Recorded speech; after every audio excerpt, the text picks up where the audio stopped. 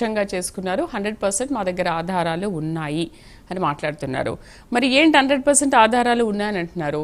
CEC మీకు అనుకూలంగా పనిచేస్తుందా? సిఈసి పారదర్శకంగా లేదా? సిఈసిని కూడా మీ చేతుల్లో పెట్టుకున్నారా? ముందుగా మీకు అలాగే ప్రైమ్ ప్రేక్షకులకి ప్రజలకు నష్టం. ఇప్పుడు రాజీవ్ గాంధీ గారు తీసుకొచ్చిన కాన్స్టిట్యూషన్ కానీ అంతకుముందు వీళ్ళు చాలా చెప్పాలంటే కాంగ్రెస్ పార్టీ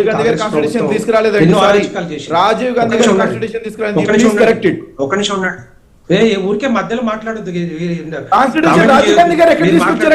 మాట్లాడండి మీరు మీరు కొద్దిసేపు ఆగుతారా? మాట్లాడండి. జస్ట్ మీరు మధ్యలో కామెంటరీ రన్నింగ్ కామెంటరీ చేయొద్దు. మీకు మంచి చదువుకున్న వాళ్ళు వచ్చినట్టు కనపడతా ఉన్నారు. రన్నింగ్ కామెంటరీ ఎందుకు చేస్తారు? మీరు మాట్లాడేంత సేపు నేను మంచి కామ్ కూర్చొని విన్నా. మాట్లాడకండి సార్, రెడ్డి గారు మాట్లాడండి. మధ్యలో మాట్లాడండి చేస్తాను. అది నేను ఏమంటున్నంటే రాహుల్ గాంధీ గారికి వేరే ఆలోచన ఏమీ లేదు. ఒక రాజ్యాంగబద్ధ సంస్థల్ని బ్లేమ్ చేయడానికి ప్రయత్నం చేస్తా ఉన్నాడు. ఒక ఫారెన్ ఎజెండాని తీసుకొచ్చి ఇక్కడ ఇంప్లిమెంట్ చేయడానికి ప్రయత్నం చేస్తా ఉన్నాడు. ఒక C E C chief election commission of India sir తీసుకొచ్చినాక స్పెషల్ రివిజన్ పిటిషన్ తీసుకొచ్చినాక స్పెషల్ ఇంటెన్సివ్ రివిజన్ తెచ్చినాక దాని మీద ఎక్కడైతే దొంగ ఓట్లు ఉన్నాయో, ఎక్కడైతే అన్వాంటెడ్ ఓటర్స్ ఉన్నారో, ఎక్కడైతే చొరబాటుదారులు ఉన్నారో, ఎక్కడైతే బంగ్లాదేశీలు కానీ రోహింగ్యాలు కానీ మిగతా దేశాల నుంచి వచ్చి ఇక్కడ స్థిరపడి ఓటర్ సంపాదించుకున్నారో అలాంటి వాళ్ళని కానీ డూప్లికేట్ ఓటర్స్ కానీ ఈ యొక్క స్పెషల్ సర్ని తీసుకొచ్చి ఇంప్లిమెంట్ చేస్తా ఉంటే రాహుల్ గాంధీ గారు దాని మీద దొంగ ఏడుస్తా ఉన్నారు. ఈయన చెప్తే చేయట్లేదు. అది దానికంటే ఈయన చెప్పక ముందే దాన్ని ఇంప్లిమెంట్ చేస్తా ఉన్నా. బీహార్ లో లక్షల ఓట్లు డూప్లికేట్ ఓట్లు ఉన్నాయి.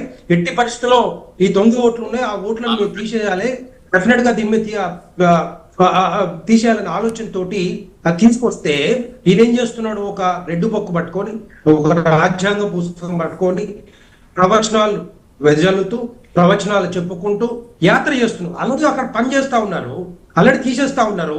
మీకు ప్రాబ్లం ఏంటి అంటున్నా?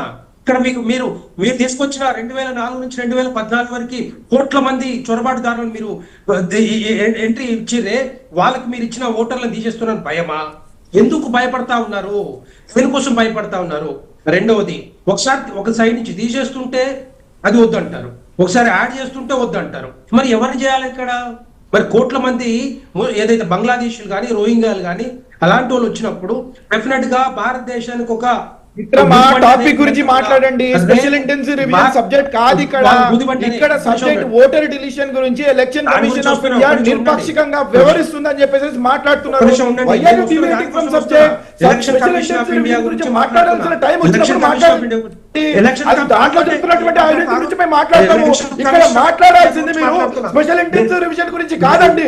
డిలీషన్ ఆఫ్ ఓటర్ గురించి, ఎడిషన్ ఆఫ్ ఓటర్ గురించి, ఎలక్షన్ కమిషన్ ఆఫ్ ఇండియా గురించి, వీటి గురించి మాట్లాడాల్సిన సమాధానం చెప్పమంటే బర్మాలో వచ్చిండ్రు, మ్యాన్మార్ వచ్చిండ్రు, నేపాల్ వచ్చిండ్రు. ఏం మాట్లాడుతున్నారండి? సమాధానం చెప్పండి. సూటిగా సమాధానం చెప్పాల్సిన అవసరం ఉంది. సూటిగా బ్లైండ్ బోర్డ్ గా సమాధానం చెప్పాల్సిన అవసరం ఉంది. కేటగారికల్ గా సమాధానం చెప్పాల్సిన అవసరం ఉంది. దాని గురించి సమాధానం చెప్పండి. అది సమాధానం చెప్పకుండా స్పెషల్ ఇంటెన్సివ్ మాట్లాడుతున్నారు. నాకు అర్థం కాదు. శ్రీలంక వీళ్ళని ఆపాలి. ఎందుకంటే ఇంతకుముందు అమిత్ షా గారి మీద, తర్వాత ప్రధానమంత్రి నరేంద్ర మోడీ గారి మీద ఆబ్జెక్షనబుల్ కామెంట్ చేసి 100% ఆన్ రికార్డ్ చెప్తున్నా. మళ్ళా చెప్తాం. ఎవరేని చట్టనిక అతిథులు గారండి, కేంద్ర ప్రభుత్వం 100% చెప్తున్నా. మళ్ళా చెప్తున్నా నేను జైలుకి పంపిస్తాము. చెప్పలు జోడికి బాగా మళ్ళా చెప్తున్నా నేను చెప్పులు విడిచి వారిపోతున్నారు. అట్లా కాదండి, మేము లెక్క తెలుస్తాము. వీళ్ళు చేస్తున్నటువంటి అవినీతి గురించి ప్రజల మధ్యకి తీసుకుపోతాము. 100% ప్రజలు ప్రజలు డిసైడ్ చేస్తారు.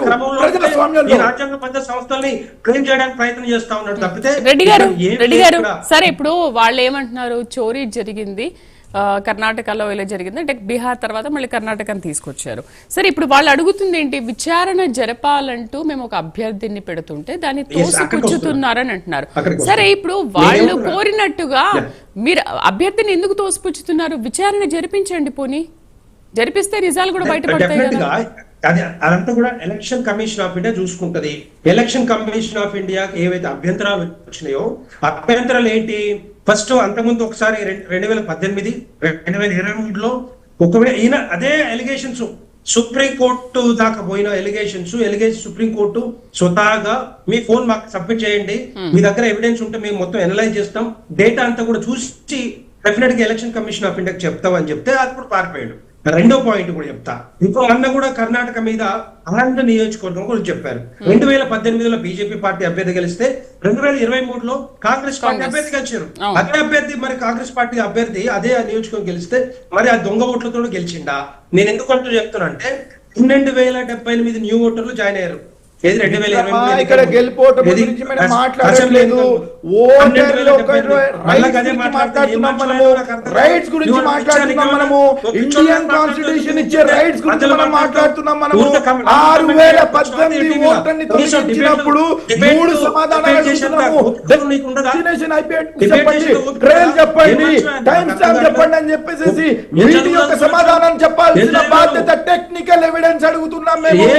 మీరు గెలిపోవటం గురించి మీరు సమర్థించుకోకండి.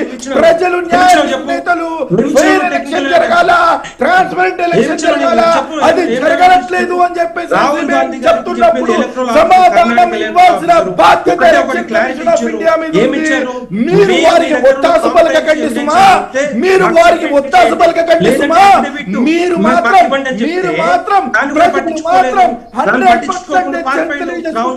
మిమ్మల్ని విడిచిపెట్టారు, మిమ్మల్ని మాత్రం విడిచిపెట్టారు.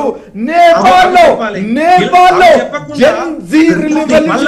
వచ్చిందో ఈ రోజు భారతదేశంలో వచ్చే విధంగా మీరు వర్క్ చేస్తున్నారు. ఏజెన్సీస్ ని కాపాడాల్సిన బాధ్యత మీ మీద ఉంది. డెమోక్రసీలో డెమోక్రటిక్ వేగా ఎలక్షన్ జరగాల, అది జరగడం లేదు అని చెప్పేసి దానిని కాపాడాల్సిన బాధ్యత ప్రతి ఒక్క భారత పౌరుడి మీద ఉంది. శ్రీదేవి గారు, నేను మాట్లాడేటప్పుడు కొంచెం ఓపిక ఉండాలి. ఎవరైనా డిబేట్ కి వచ్చినప్పుడు ఒక పార్టీ నుంచి మాట్లాడేటప్పుడు ఇంకొక పార్టీ వాళ్ళు కూడా తాము కూర్చొని వినాలి. ఎందుకు అన్ని కామెంట్ చేస్తా ఉన్నారు? వాళ్ళు అడగడంలో తప్పు లేదు కదా రెడ్డి గారు, వాళ్ళు అడగడంలో తప్పు లేదు. వాళ్ళ ఎవిడెన్స్ మాకు చూపించండి అని అంటున్నారు. సరే మీరు చూపించండి, కేంద్రంలో ఉన్నది మీరే కదా.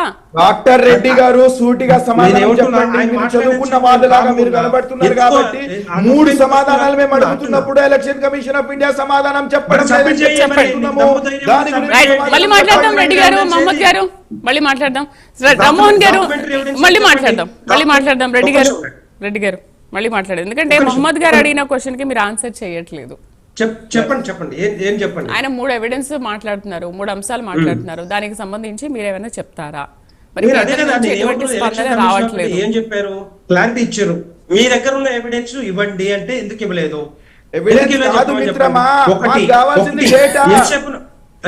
ఒక 4 తీసుకొచ్చి ఇలా ఓట్లు డిలీట్ అయినాయి ఇట్లా అయినాయి అంటే దానికి కాన్స్టిట్యూషనల్ గా ఎలక్షన్ కమిషన్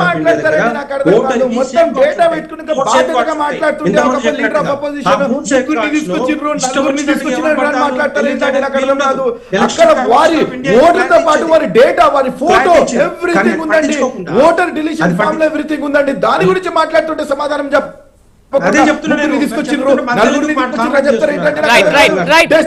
మళ్ళీ మాట్లాడదాం, మళ్ళీ వస్తాను రెడ్డి గారు, మళ్ళీ వస్తాను, మళ్ళీ మాట్లాడదాం. టెక్నాలజీ గురించి తెలియజేసుకుంటున్నా నేను మీకు. మేము అడిగేది ఉద్దేశం ఏంటో కూడా నేను మీకు తెలియజేసుకుంటున్నా. డెస్టినేషన్ ఐపీ అంటే డెస్టినేషన్ ఐపీ అడ్రస్ అంటే ఎవరైతే డిలీట్ చేయడానికి ప్రయత్నించిండ్రో వారి యొక్క ఐపీ అడ్రస్ డీటెయిల్స్